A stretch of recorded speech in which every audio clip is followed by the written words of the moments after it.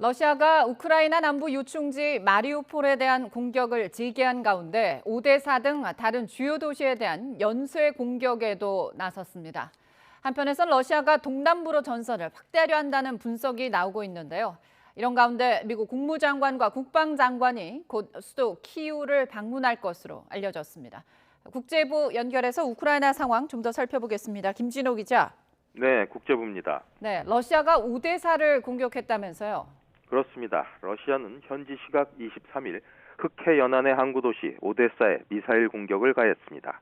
우크라이나 당국은 생후 3개월 아기를 포함해 8명이 숨졌고 수십 명이 다쳤다고 밝혔습니다. 우크라이나 당국은 군사시설뿐 아니라 주거용 건물도 미사일 공격을 받았다며 정교회 축일인 부활절 전날에 테러를 벌였다고 러시아를 비난했습니다. 반면 러시아는 미국 등 서방이 제공한 무기가 보관된 군사시설을 고정밀 미사일로 공격했다고 주장했습니다. 오데사뿐 아니라 북동부 중심 도시 하르키우도 공격을 벌여 사상자가 속출했습니다. 러시아는 남동부 요충지인 마리우폴의 마지막 요새 아조스탈 제철소에 대한 공격도 재개한 것으로 전해졌습니다.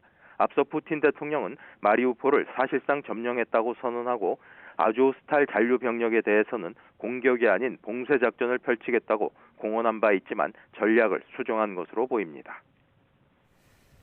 네, 이런 가운데 미국 국무장관과 국방장관이 우크라이나 수도 키이우를 방문한다는 소식이 공개됐죠? 네, 젤렌스키 대통령은 키이우의 한 지하철역에서 기자회견을 열었는데요. 이 회견에서 곧 미국의 국방장관과 만날 것이라고 밝혔습니다. 젤렌스키 대통령은 이것이 큰 비밀이라고 생각하지 않는다. 내일 미국에서 사람들이 온다며 이같이 말했습니다. 블링컨 국무장관과 오스틴 국방장관의 방문이 이루어지면 지난 2월 러시아의 우크라이나 침공 이후 미국 최고위급 인사의 첫 우크라이나 방문입니다. 워싱턴 포스트는 이와 관련해 국방부는 해당 내용에 대한 확인을 거부했고 백악관은 할 말이 없다는 입장을 전했다고 보도했습니다. 앞서 보리스 존슨 영국 총리와 우르슬라 폰데어 라이엔 EU 집행위원장 등 유럽 정상들은 개인 자격으로 키이우를 찾아 우크라이나 정부에 대한 지지 입장을 밝혔습니다. 네, 이런 상황에서 젤렌스키 대통령이 전쟁 종식을 위해서 푸틴 러시아 대통령과의 평화회담을 또 제안했다고요.